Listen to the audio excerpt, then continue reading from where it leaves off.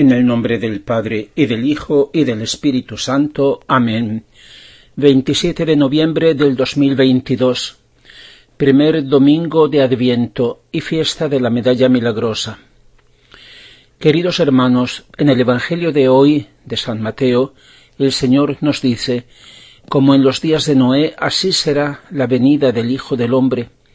En los días que precedieron el diluvio, comían y bebían, se casaban y se daban en casamiento, hasta el día en que Noé entró en el arca, y no se dieron cuenta de nada hasta que vino el diluvio y se los tragó a todos.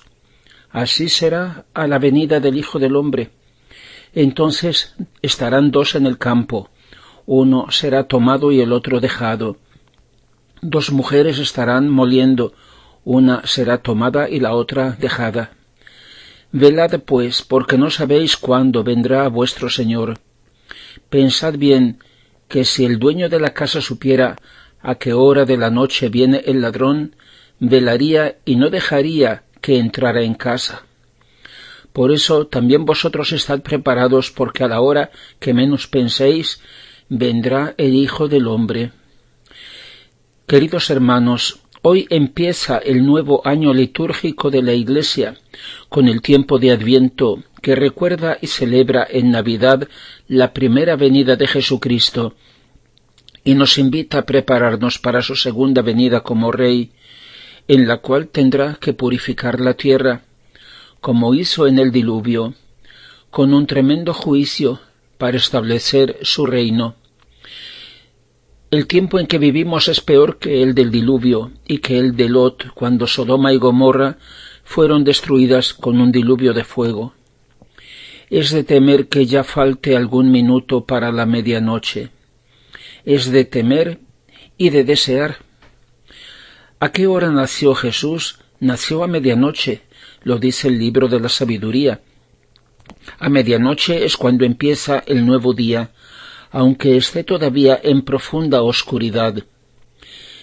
Y San Pablo hoy dice en la segunda lectura: conscientes del momento, que ya es hora de despertarnos del sueño, porque nuestra salvación está ahora más cerca que cuando creímos. La noche va avanzada, ya se acerca el día. Despojémonos, pues, de las obras de las tinieblas, y vistamos las armas de la luz. Comportémonos decentemente como en pleno día. Jesús, cuando vino al mundo, dividió la historia en dos partes, antes de él y después de él.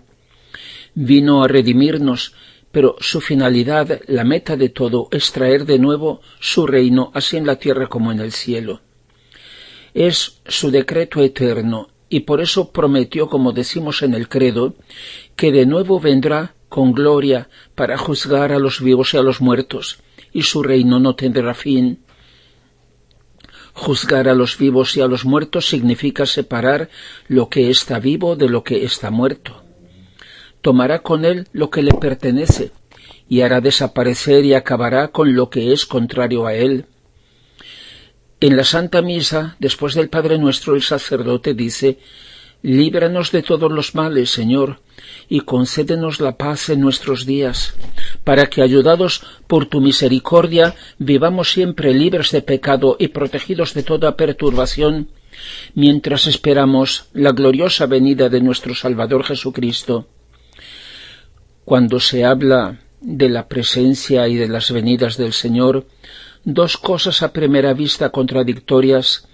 Hay que tener en cuenta la relación que hay entre el tiempo, dimensión propia de la criatura, y la eternidad, cosa que para nosotros es un misterio.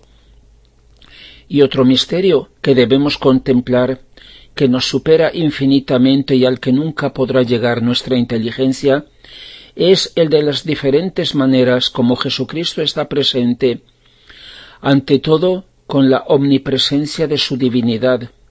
Más aún, no sólo está presente en todo lugar y en todas las cosas, sino que todo y todas las cosas están presentes en él. Asimismo, su presencia física humana en los lugares y en el tiempo histórico de su vida en la tierra. Está presente físicamente con su humanidad glorificada en el cielo a la derecha del Padre, y a la vez está con su presencia física en la Eucaristía en la tierra, así como con una presencia diferente en los otros sacramentos.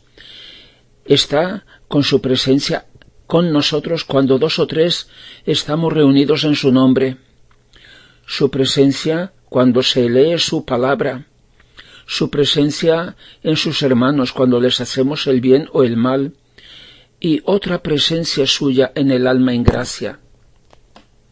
Hay tantas formas distintas de estar presente, excluido el pecado. Son por tanto distintas sus venidas en el tiempo. Su primera venida en su encarnación como Redentor en la plenitud de los tiempos. Su venida gloriosa en su resurrección, cuando volvió de la muerte a la vida. La venida de las 3 divinas personas en quien le ama para formar en él su morada.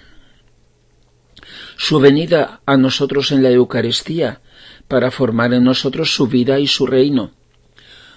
Su segunda venida gloriosa como Rey, la parusía, para tener su reino al fin de los tiempos.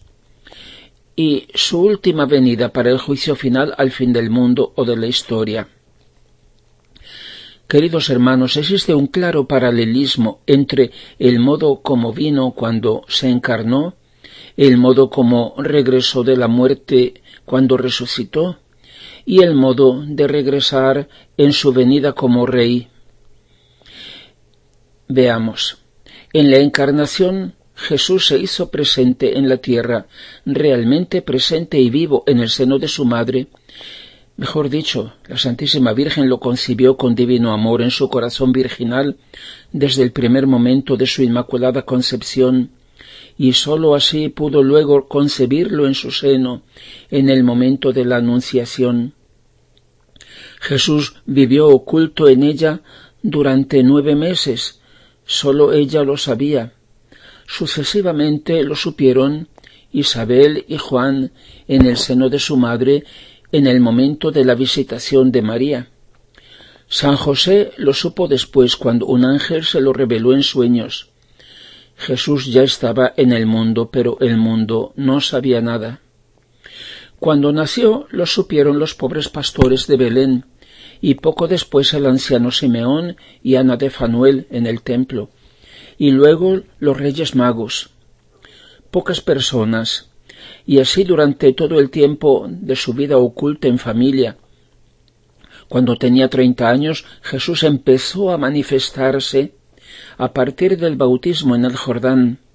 Sus discípulos, poco a poco, acogían su manifestación, pero no se daban bien cuenta de quién es Jesús. Lo comprendieron solamente cuando Jesús se retiró visiblemente de este mundo en su ascensión y ya no le vieron más. De forma semejante, en su resurrección, cuando Jesús volvió a la vida de nuevo, se hizo presente y vivo. Pero sólo su madre lo sabía. De nuevo estaba con ella y vivía en ella, pero sólo al cabo de unas horas se apareció a María Magdalena y a las otras discípulas. Se apareció más tarde a Pedro para pasar la redención cumplida a la Iglesia, y esa misma tarde se manifestó a los 2 discípulos de Emaús y poco después a los apóstoles en el cenáculo.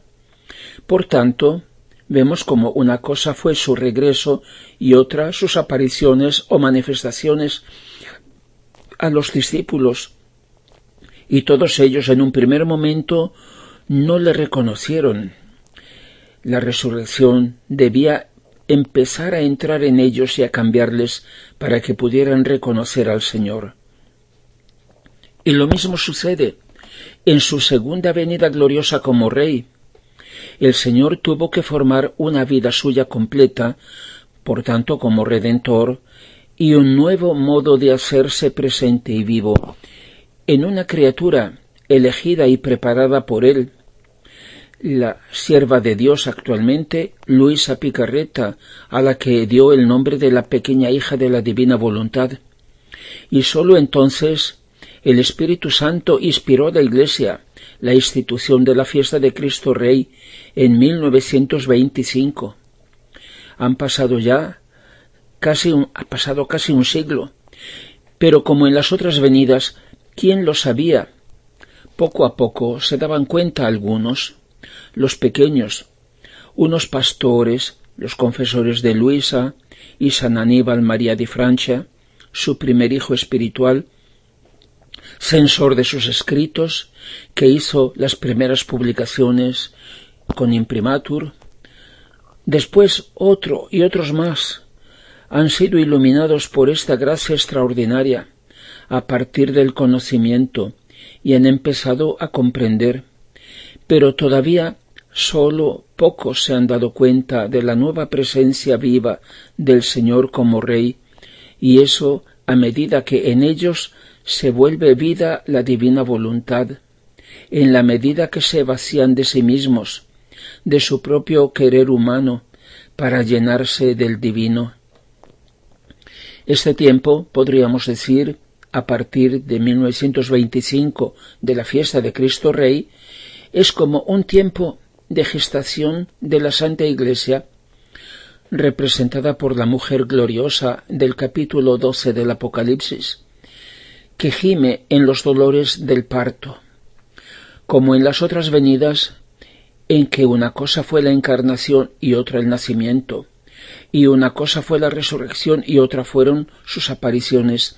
Así ahora el Señor ya se ha hecho presente en su modo nuevo, pero aún no se manifiesta. La manifestación gloriosa que esperamos se dice parusía, pero su venida en verdad gloriosa no es sólo del futuro, sino en la humildad y en el ocultamiento empezó ya hace un siglo. Llegará el momento, como dice el profeta Isaías, en que Él quitará sobre este monte, el monte de la santidad, el velo que cubre la faz de todos los pueblos y la venda que cubre a todas las gentes. Y entonces se abrirán nuestros ojos y lo reconoceremos como los discípulos de Emaús y diremos: «¿Pero cómo, Señor, ya has vuelto?» Y Él nos dirá: «Yo estaba siempre con vosotros, como había prometido, pero vosotros no me veíais por esa capa de vuestro querer humano, por esa venda que teníais ante los ojos, pero ahora quiero estar en vosotros y que me veáis con mis mismos ojos». Pero entonces, ¿a qué espera el Señor? ¿Hasta cuándo ha de durar esta dolorosa gestación? Hasta que no esté suficientemente formada su nueva presencia viva en quienes debemos hacerle ver y reinar en nosotros. Por eso la Iglesia, y con ella María, Madre y figura de la Iglesia, dicen con las palabras de San Pablo, la carta a los Gálatas: «Hijitos míos, que yo de nuevo doy a luz con dolor, hasta que no esté Cristo formado en vosotros». En nosotros era de crecer y nosotros disminuir, como dijo él mismo a Juan Bautista, y ha de crecer hasta que ya no pueda permanecer oculto. Entonces se manifestará como Rey glorioso, Rey de reyes, Rey que hace reinar a todos con él y en él.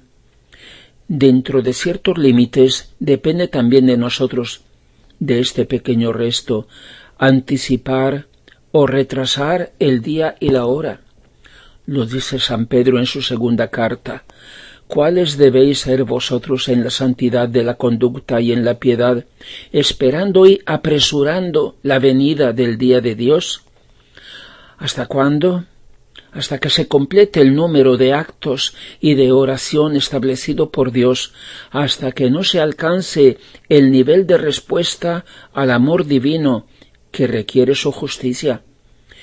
Como dijo precisamente el Señor a Juan el Bautista, es necesario antes satisfacer la justicia. Este es, por tanto, el significado último, la finalidad de la materna presencia de la Santísima Virgen en tantas apariciones y manifestaciones suyas en el mundo. no sólo son para llamar a la conversión, para la salvación, sino para preparar a sus hijos a la venida del día de Dios. Esta es la finalidad de la presencia materna de María en el mundo. Buscad ante todo el reino de Dios y su justicia, y todo lo demás se os dará por añadidura. En los escritos de Luisa Picarreta, la Santísima Virgen hace el llamado materno de la Reina del Cielo, en el que dice: acoge mi visita, mis lecciones, sabe que yo recorreré el mundo entero, iré a cada individuo, en todas las familias, en las comunidades religiosas, en cada nación, a todos los pueblos, y si es necesario, daré vueltas por siglos enteros hasta que no haya formado como reina a mi pueblo y como madre a mis hijos, que conozcan y hagan reinar en todo la divina voluntad. Gloria al Padre y al Hijo y al Espíritu Santo, como era en el principio, ahora y siempre, y por los siglos de los siglos. Amén.